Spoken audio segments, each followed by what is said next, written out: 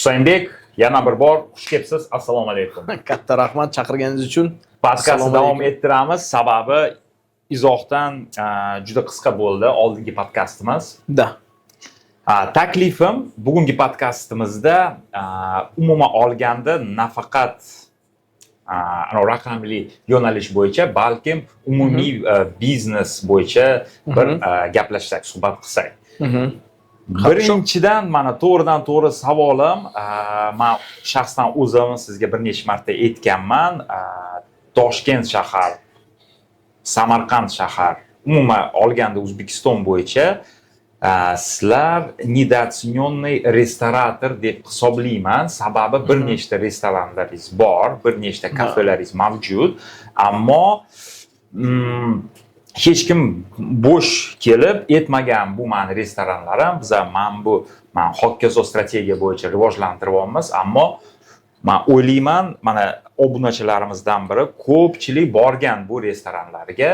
Bugungi kunida oilangiz restoranlari soni adashmasam 30 tadan iborat. Shaxsan sizni oilangizga hozir 4 ta yo 5 ta restoran mavjud.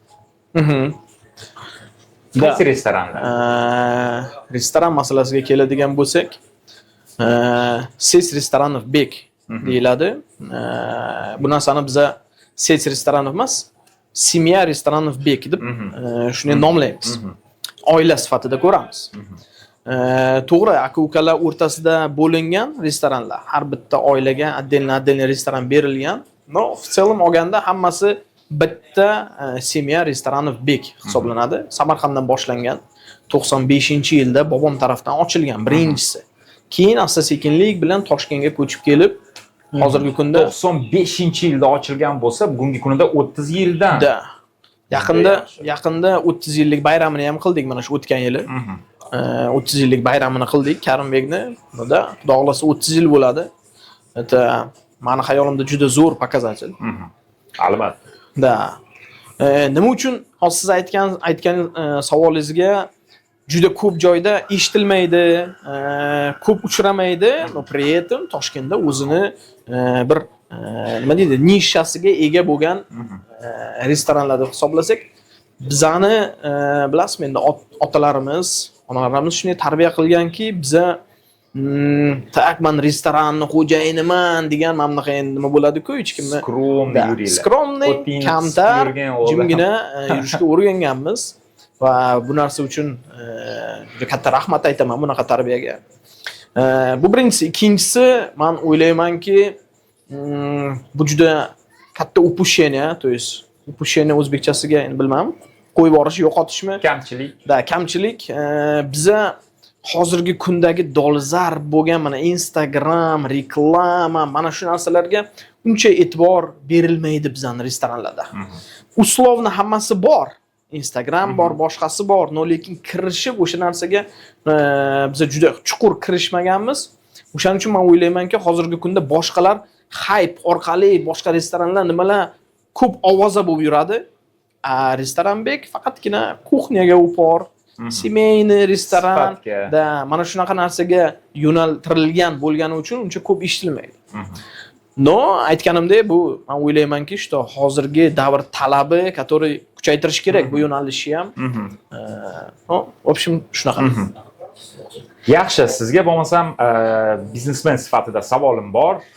Ko'pchilik, aksariyatimiz bo'y bo'lish xohlaydi, lekin riskovat qilgisi kelmaydi. Ya'ni o'zini qilgan puliga, o'zini qilayotgan biznesiga javobgarlik olishni xohlamaydi, lekin bo'y bo'lishni xohlaydi. Fikringizni bildirib bersangiz. No, bilasizmi, bu yoqda fikr bildiradigan bo'lsam, men o'ylaymanki, bu yoqda juda katta ta'sir ko'rsatadigan kuch bu bizani O'zbekistondagi mentalitetimiz.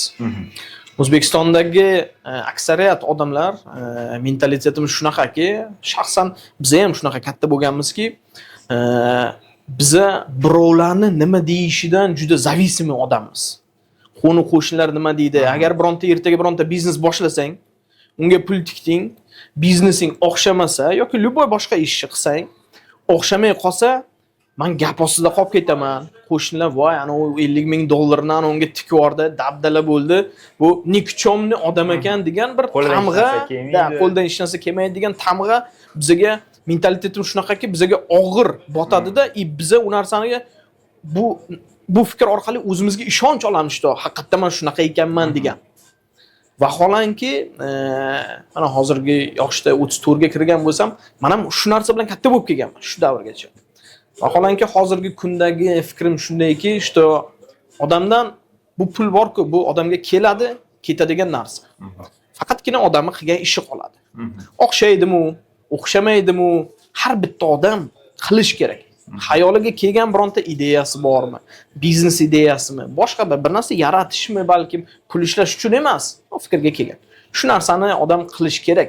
Qilib ko'rsagina o'shanda nima deydi? Undan keyin bir narsa qoladi. Shu narsa odamlar shu narsani qilishdan qo'rqadi, o'ylaydiki o'xshamaydi. Ошибкani, to есть xato qilishni odamlar bo'ldi, поражение, yutqizish deb qabul qiladi. Vaholanki unaqa emas. Shu fikrni o'zgartirish kerak. Javobingiz uchun rahmat. Zo'r javob bo'ldi. Mana g'oya deyapsiz. Javobingizga binoan mana g'oya olasiz, o'sha g'oyani amalga oshirasiz va hokazo. Nimaga bizda aksariyatimiz ko'pchilik o'ylaydiki, agar g'oya yoki qanaqadir loyiha o'xshab ketsa, demak bu sxema. Sxema so'ziga ma'nosiga tushunyapsiz. Nimani nazarda tutaman? Shunaqa tipa sxema, tema. No, men bu fikrga bilmadim endi qanchalik qo'shilaman. Ko'p eshitmaganman, no. Yana опять же bizning shu mentalitetimizda shunday narsaki, birovni g'alabasini odamlar ko'ra olmaydi. Birovni g'alabasini ko'ra olmaydi. Hamma ham emas, no. Bor shunaqa narsa va kimdir bir narsadan o'xshatsa, bir narsaga erishgan bo'lsa, bizda bor shunaqa gaplar. Buni orqasida tanki bor, buni orqasida unisi bor. Aytganingizdek shu sxema kimdir qilgan, mana qilgan. В общем, bitta gap bilan молодец, zo'r qildi, o'xshatdi, oxirgacha bordi degan fikr emas, ko'proq hasad bilan fikr bildirish bizga xos. Shu joyda men bir narsani aytmoqchiman. O'zimning fikrim, shaxsiy fikrim. Mana har doim avloddan avlodga o'tganda katta avlod uchun yosh avlod nimagadir nikchomni ko'rinadi. Как будто ular, kelajakimiz shu avlodga qoladigan bo'lsa, dabdala bo'lamiz degan fikr bo'ladi. Lekin bu narsa har avloddan avlodga, bizning otalarimiz uchun ham bizning avlod xuddi shunday bo'lgan. Bizlar ham hozirgi yoshlarni ko'ramiz, nima qilyapti bular degan fikrlar bilan shunaqa bo'ladi-da. No, men masalan hozirgi yoshlarda ko'rgan bitta zo'r yutug'ini sezaman va eng katta yutuq deb o'ylayman. Biza boya aytganimdek, birovlarning gapidan juda zavisimi odammiz-da. Biza otamiz nima deydi, onamiz nima deydi, qo'shnilarimiz, qarindoshlarimiz nima deydi degan gap bilan yashaymiz. Hozirgi yoshlar esa mana shu narsadan o'tgan ular. Ularga farqi yo'q kim nima deyishi. Instagramdami, boshqa joyda, TikTok, любой narsani o'ziga bemalol oladi va o'zini o'zligicha ko'rsata oladigan hozirgi davr farzandlari. Balki ular aql bo'yicha bizda emasdir. No, men o'ylaymanki, mana shu narsaga erishganini o'zi ular uchun borku, bizdan zo'r ekanligini anglatadigan bir nuqta deb o'ylayman. Eng katta yutuq. Da, juda katta yutuq. Voqea. Bitta tanishim bor. Bitta zo'r biznesga kirmoqchi edik, ammo pulim yo'q dedi. Pulim yo'q dedi. Oradan 1-2 kun vaqt o'tib ketyapti. Chiqib mashina oldi. Lasetti mashina oldi. Pulim yo'q, даже $1000 yo'q deganingga bu nimasi endi? Mana oradan 2 kun vaqt o'tib sen Lasetti olsan. Mayli, men hech qanaqa ehtiyojim yo'q, lekin menga tushuntirgan. Ayyo jo'ra dedi, zo'r variant chiqdi. 2000 boshiga, keyin oyma-oy $300 dan 2 yil davomida. Ya'ni variant chiqqanda pul sразу topildi. Endi savolim shundan iboratki, agar odam gapirsa, menda pulim yo'q, uni qanday tushunishimiz kerak? Haqiqatan ham pul yo'qmi yoki pulni sarflamoqchi emas? Mif. Da, tushundim. Konkretni hozir siz aytgan случай bo'yicha aytadigan bo'lsak, albatta demak uni puli bor ekan. Agar Yo'q, u pul ham yo'q edi, borib qarzga oldi. da. Bitta voqea menda ham esimga keldi shu narsaga. Bitta tanishim boshqa shahardan Toshkentga kelib ishga kirdi. Kvartirada yashayapti, arenda kvartirasida. Puli yo'q, haqiqatan siz aytganingizdek bir har xil ishlar qilishga, kvartirani to'lashga, oyligi kvartira to'lashga, ovqat yeyishga shunaqa yetadi. No, kelgandan keyin примерно bir 1 oy, 1,5 oydan keyin onlayn o'yin Dota 2 juda yoqtirardi va o'sha o'yinni o'ynash uchun qayerdandir pul topib, borib $800 ga bitta notebook sotib olib kelib qo'ydi uyiga. Hatto pulini mana shunga yetkazadigan bola edi. Keyin biz uni uyiga mehmonga borganimizda bir do'stim keldida, shunday o'sha notebookni qo'liga oldida, bitta zo'r ключевой frazani aytdi. Mana shu narsa dedi, haqiqiy желанияni anglatadigan narsa dedi. Odamda желание bo'lsa, haqqoniy shu narsani bajarishga желанияsi bo'lsa, yer tagidan bo'lsa ham pul ham topiladi, sredstva ham topiladi, hamma narsa topiladi. Mana shu narsaga topildi-ku. Так что u narsa birinchi o'rinda sizni aytgan holatingizda kelib chiqib aytamanki, birinchidan желание u darajada kuchli bo'lmagan. Ikkinchidan esa bizda shunaqa bir hissiyot bor, qo'rquv. Mana shu $2000 bor edi. Men lutchi shu Lasetti'ni olaman, shuni puli turadi. Men hozir bir biznesga tiqib, yoqqa pul yo'qotib qo'ysamchi degan qo'rquv odamni juda ko'p, o'zi umuman hissiyoti, qo'rquv hissiyoti odamlarni juda ko'p boshlanishlardan to'sqinlik qiladigan narsa. Hozir men aytadi-ku, iPhone'lar olishadi, kreditga mashina olishadi, boshqa soat, naushnik va hokazo, qimmatbaho narsalar kreditga olishadi. Bu ruscha degan maqola bor, жертва marketinga. Nega hozir shunaqa, misol uchun biznes ochishga odam qo'rqadi, ammo iPhone kredit olishga borib bemalol. Bu menimcha boyagi savollar bir davomi bo'ladi. Javob sifatida shunday fikr aytamanki, что iPhone'ni kreditga olib, iPhone'ni ishlab yurgan odamlar millionta siz aytganingizdek. Va nima uchun iPhone sotib olayotgan odam shu narsani qiladi? Uslovni qo'rquv degan narsa, qo'rquv hissiyoti o'sha iPhone'ni kreditga sotib olib shuncha odam yashayapti-ku, qilyapti-ku.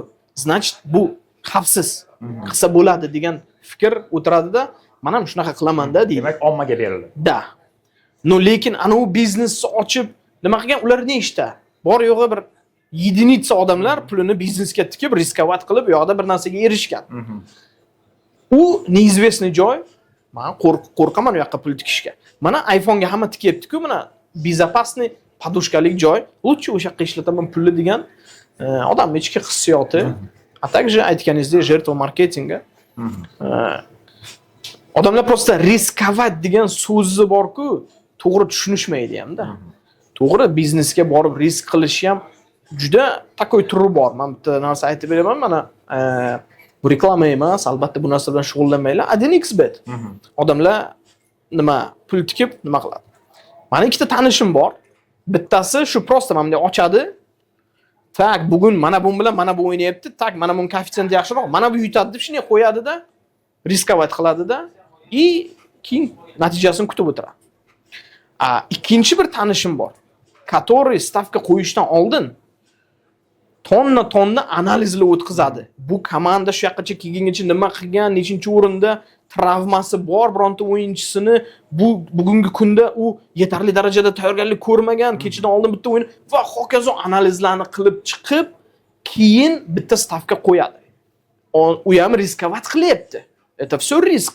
Birinchisi ham riskovat qilyapti, ikkinchisi ham. No, ikkinchisi o'rganib, da, ikkinchisini riskovat qilayotgani namnoga to'g'ri yo'l bilan riskovat qilyapti. Chem birinchisi. Biznesda ham xuddi shunday holat. Odamlar takoy, bo'ldi, mana buni ochaman deydi-da, ras ketadi-da, pulini tikadi-da, keyin boshiga tushgan problemalardan bor-ku, qochib chiqib kelsa bo'ldi-da o'shandan. Bor odamlar, который da riskovat qiladi, no при этом har bitta yo'lini o'rganib chiqib, keyin o'sha narsaga riskovat qiladi. Do'stlar, aroq va narkotikdan umuman olganda qichuru narsa, og'irroq narsa bu qimorlik. Qimorlik bilan juda ehtiyot bo'lamiz. Birinchi o'rinda O'zbekiston Respublikasida bu ta'kidlangan. Ikkinchi o'rinda o'ylaymanki, menda bironta tanishim yo'q, 1xbet yoki qimor orqali boyib ketgan. Da, albatta bu narsa bilan shug'ullanmaylar. Hech kim bu narsani podderishka qilmaydi. Men ham bu narsani da umuman hech kimga maslahat bermayman. Zoomer davriga o'tamiz. Mana boomer bor, millenial, bu biza zoomer davri. Kelajak. Boomer kim? Boomer bu 1970-60-yilda tug'ilganlar. 80-90-95-yillarda tug'ilgan bu millenial. Zoomer bu 2005-2006. Hozir mana 20 yoshli bratishkalarimiz. Ularda motivatsiya zo'r. Chunki TikTok, Instagram ko'p ko'rishadi, o'sha yerda motivatsiya oladi, har xil reels, shorts, video orqali motivatsiyani oladi. Mana ikki turli odam bor deylik. Birinchisi TikTok va Instagram orqali motivatsiya olib biznes qilaman deydi. Ikkinchisi bu prosta dangasi ishlab keladigan bola. Qaysi biri natijaga erishadi? Sizni fikringiz? Ikkinchisi kim edi? Yaxshi. Ikkinchisi prosta dangasi. Hech narsa qilgisi kelmaydi, o'rgangisi kelmaydi, kitob o'qimaydi, Instagram, TikTok ko'rmaydi. Prosta ishga boradi, qaytadi, bo'ldi. Motivatsiya yo'q, motivatsiya umuman yo'q. Ikkinchisi hech qayerda ishlamaydi, lekin doim temada Instagram, TikTok motivatsiya oladi, nimadir qilaman deydi, lekin hali ham hech narsa qilmadi. Ikkinchisi prosta dangas, oddiy bola, prosta ishga boradi, qaytadi, bo'ldi. Tushundim savolingizni. Ne aytaman-da? Odamni miyasi shunaqa ishlaydiki, что чрезмерный, yana o'ta ko'p motivatsiya odamni linchak qilib qo'yadi. Nimaga? Motivatsiya bu shunday narsaki, siz bir videoni ko'rdingiz, nimaga erishishingiz mumkin bo'lgan narsani ko'rdingiz, motivatsiya oldingiz. U miyaga shunaqa signal beradi, siz har doim o'ylaysiz-ku, nima qilaman, nimaga erishaman, qanaqa natijalar bo'ladi. Miya uni dopaminini sizga уже beradi. Siz уже как будто u narsaga erishdingiz. Motivatsiya shunday narsaki, как будто siz erishdingiz, bo'ldi, yetadi. Siz undan уже kayfni oldingizda, все bo'ldi, endi keyingi temani o'ylab yuraman deb, keyingi motivatsiyani qidirib yuradi. Чрезмерный motivatsiya bu juda yomon narsa. Odamning miyasi shunday bo'lishi kerak. Fikr chiqdimi, motivatsiya kelyaptimi? Fizический действие, то есть qilayotgan ishi miyasidagi fikrlar bilan birga borish kerak. Ko'pchilik odamda действие mana bu yerda turibdi, miya lekin уже bor-ku, bir какой-то bir 5 yil oldinga yetib borgan. Все, хватит мотивации. Надо остановиться, to'xtash kerak. Ishlash kerak. Mana buni yetkazib olish kerak miyaga. A to razriv, a to razriv. Так что nima? Так что mana bu ikkita odamni qo'shish kerak. Chunki prosta ishiga borib yurib, какой-то bir miyasida kelajakni o'ylamayotgan odam ham hech narsaga erishmaydi. Shu mavzuni davomida bu ham juda mashhur savol. Men o'zimni qidiryapman. Ya'ni I need to find myself. Ищу себя. Da. Yana borib o'sha TikTok ochadi, Instagram ochadi, YouTube ochadi, tiklaydi, motivatsiya oladi, boshqa qiladi. Sizni javobingizga binoan prosta buni tashlash kerak, chiqib mehnat qilish kerak. Da. Prosta. Mana shunaqa bir kitob o'qiganman, maslahat beraman. Mana shunaqa bir farzandlarim bilan shunaqa traditsiya deydi, endi urf-odat qilganman. Har kun kechqurun o'tirib bolalarimga kitob o'qib beraman. Kitob o'qib beraman, shu bular qiziqsin. Xroniki Narniya degan kitobni o'qib bo'ldik. Undan keyin kitob qidirdim. Qanaqa kitobni, yana bolalarga, shu qiziq bo'lsin va o'qisin.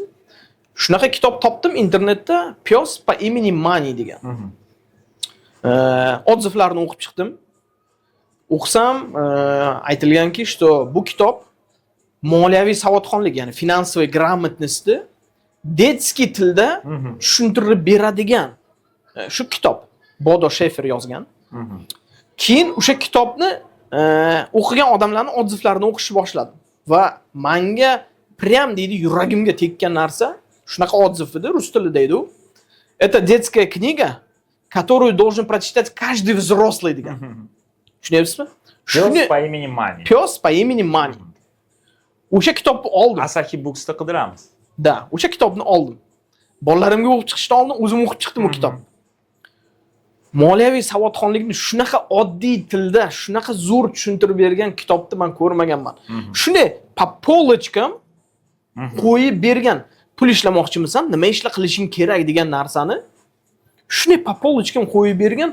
Men juda zavqlandim shundan. Bodo Shefer. Bodo Shefer da. O'zimga ham yozib qo'ydim. Pes по имени Mani. Juda yozib qo'ydim. Prям kitob, который o'qish kerak. Chunki moliyaviy savodxonlik hozirgi O'zbekistonda, o'zi butun dunyoda odamlarni pul bilan bo'layotgan muammosi bu qaysi biznes tanlashdan, qaysi yo'lni tanlashdan va hokazodan emas. Moliyaviy savodxonligi yo'qligidan. Любой sohada agar inson moliyaviy savodxon bo'lsa, ekonomist borib, nima deydi, грубо говоря, futbolistlarni ham masalan biz shunchasini eshitganmiz, который paytida boy bo'lgan, karyera tugagandan keyin все bomj bo'lib yuribdi. Nimaga?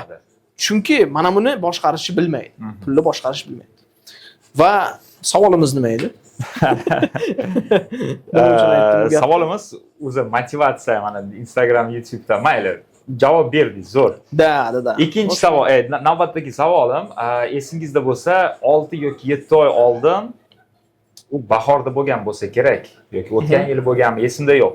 Oldimga kelib so'radingiz, mana Instagram ko'rishlar uchun pul to'laydimi, to'lamaydimi, qaysi ijtimoiy tarmoqqa borib rivojlantirish kerak, qaysiga tavsiya berasiz? Men o'shanda sizga aytdim, YouTube'ga e'tibor bering yoki Telegramga. Instagram chunki pulini to'laydi, premium podpiska, lekin bizda O'zbekistonda rivojlanmagan.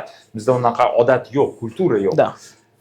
Siz hozir mana 6-7 oy davomida zo'r narsalarga erishdingiz. Mana Instagram bo'yicha уже 100 manimcha million ko'rishlardan o'tib ketdingiz. Natija bor. Nimaga bizda 90% odamlarimiz, ya'ni aksariyatimiz молодежь, yoshlik. Haligi zoomerlar. 15-22 yashar o'g'il qizlar, bolalar qizlar bloger bo'lmoqchi va ular o'ylaydiki, blogerlik orqasidan katta pul ishlasa bo'ladi. Qanchalik bu rost? Mana siz 6-7 oy davomida ishlab kelib, tajribangiz kelib tushgan, bizga feedback, ya'ni odziv berib o'tsangiz, batafsil qilib qancha pul sarflagansiz, energiya, vaqt va qancha pul ishladingiz. Reelsga ketadigan video. Yanvar oyida 2025-yil yanvar oyida boshlaganman. 1 yil bo'ladi. Ya'ni ровно 1 yil 10 mingta podpischik yig'dim Instagramda. Hozirgi kungacha lekin Instagramdan 1 so'm pul imенно platforma orqali topganim yo'q. Kriptovalyuta sohasida ketayotganim uchun, kriptovalyuta sohasi bu juda узкий yo'nalish, juda ommabop emas. O'shaning uchun reklama deymizmi, boshqa deymizmi, u narsalar ham hali umuman yo'q menda. Faqatgina bitta ikkita firma bilan bir shartnomam bor, ular ham juda katta summa emas.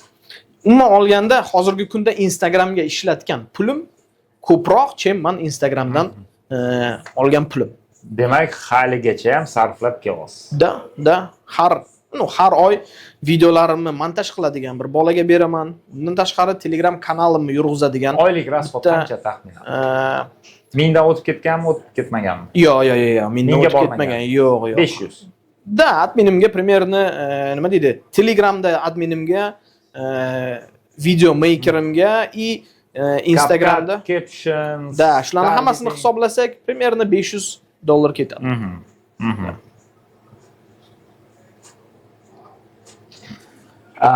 Hozir mana motivatsiya oladi zoomerlarimiz, ya'ni aksariyatimiz, yoshlarimiz motivatsiya oladi Instagram, YouTube'dan. Qaysi motivatsiya yoki maslahat yoki tavsiya noto'g'ri deb o'ylaysiz? Eng toksichni mana bu motivatsiya yoki maslahat mana shu. Juda siz boya aytganingizdek, nimaga bloger bo'lishni xohlaydi ko'pchilik? Men o'ylaymanki, bu yerda eng asosiy his-tuyg'u bu blogger birdaniga знаменитый bo'lib, birdaniga boy bo'lib, birdaniga o'sha o'ylagan hayotiga erishish degan fikr odamlarni juda jalb qiladi-da. Odamlar shu darajada endi nafs shunday narsaki, bizga bugun bu narsa kerak, ertaga kerak emas, bugun va bugun men eng zo'r qilishim kerak bo'lgan narsa, eng osoni nima? Blogerstvo tez olib keladi. Va men o'ylaymanki, что tez pul topish degan maslahatni qayerdan eshitsangiz ham, men o'ylaymanki, bu narsa juda katta xato. Tabiat qonuni shunaqaki, agar siz bir narsa bermasangiz tabiatga, sizga ответga hech narsa berilmaydi.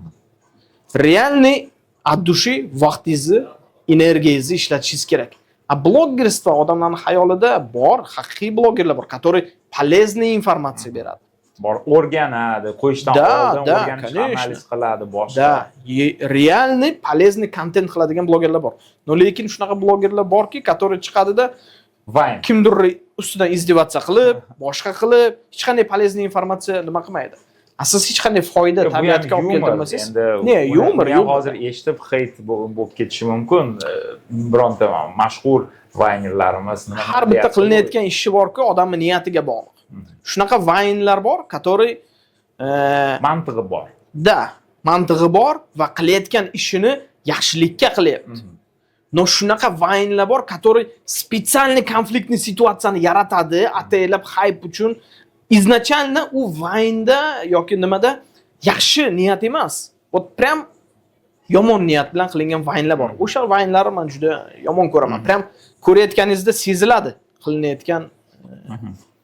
Umuman olganda savolingizga javob juda tez pul ishlaydigan joy, juda mana shunaqa tez pul foyda qilish degan informatsiyalar bu yolg'on deb o'ylayman. Kriptovalyutaga investitsiya qiling. Agar oldingizga bironta kelsa shogird sifatida olasizmi yoki biznesga bitta g'oya berasizmi degan savol bilan kelsa, nima aytgan bo'lardingiz? Menga juda ko'p uchraydi bunaqa savollar. Nima maslahat berasiz kriptovalyutada, boshqasida debdi. Men shunday insonmanki, realni birontasi yordam so'rasa, haqiqatan yordam kerak bo'lsa yordam beraman. Hozirgi kunda agar menga mana shunday odam birontasi uchraydigan bo'lsa, kriptovalyuta sohasida menda ko'p odam so'raydi shunaqa. Kriptovalyuta sohasida men ishongan bitta maslahatim bor hozirgi kunda. Ertangi kunda boy bo'lib ketishni emas, kelajakda o'zimni moliyaviy holatimni o'zgartirish uchun nima qilishim kerak degan savolga men bitta javob beraman. Efir kriptovalyutasini yig'ib bor, yildan yilga 5 yil davomida, kerak bo'lsa 10 yil davomida, 10 yil ichida sen hali hayot bo'lmoqchimisan? 10 yildan keyingi holating zo'r bo'lishiga rozimisan? Shunaqa roziliging bo'lsa, bugundan boshlab efirni sotib olib, o'sha nuqtagacha har kuni sotib ol. Men shunday qilaman, kuniga $5 ga efir olaman. 10 yil davomida. Olib boraman deb niyat qilganman. 2 yildan ziyod o'sha olyapman. Mana shu narsa eshitgan odamga borku, qiziq emas nimaga? Chunki efirda nima beradi? 100% o'ssa katta gap. Da, menga akanu riski katta, lekin birdaniga 1000% beradigan bormi degan fikr bilan keladi. Bu odamga maslahat berishi foydasi ham yo'q. Chunki опять же, boyagi fikr bilan ertaga boy bo'lishim kerak degan fikr bilan ishni boshlayapti. Agar 10 yil oldin masalan yig'ishni boshlasaydi, bugun holat boshqacha bo'ladi. Bugun yig'ishni boshlasa 10 yil keyingi holati boshqacha bo'ladi. Efir token. Efir realni men o'ylaymanki, kelajakda moliyaviy kriptovalyutni bozorda efir nomer 1 bo'ladigan token. Bu moliyaviy maslahat emas albatta. Disclaimer. Xavfli yo'nalishlar, ya'ni doim bo'lgan, bor va bo'ladi ham. Misol uchun 22-yilda men bir ikkitasini taniyman.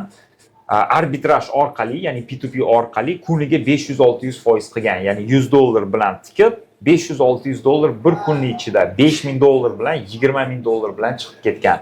Bugungi kunida bu xavfli. Birinchidan bu ta'kidlangan O'zbekiston hududida P2P noqonuniy hisoblanadi. Undan tashqari mana futureslar 2020-21-yilda juda ham hozir ham pribylli deb o'ylayman, ammo bu xuddi ludamaniyaga o'xshataman. Xuddi bir nafsga o'xshataman futuresda trading qilish. Da.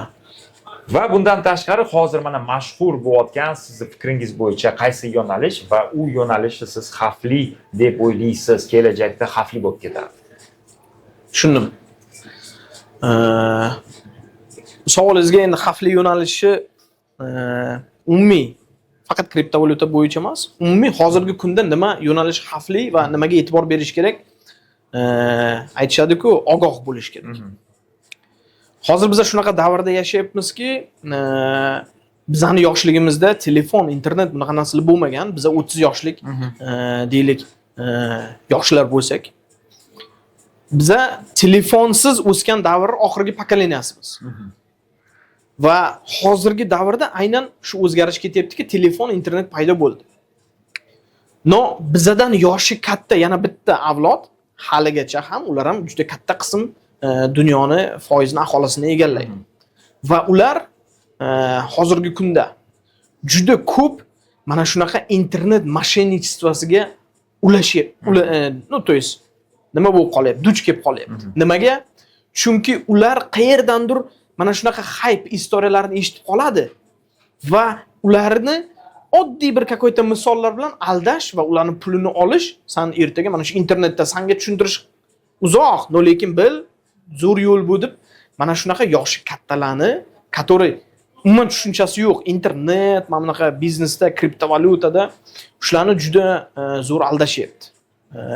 O'shaning uchun hozirgi yoshlar, который tushunadi, masalan, в частности, men ham yaxshi tushunaman.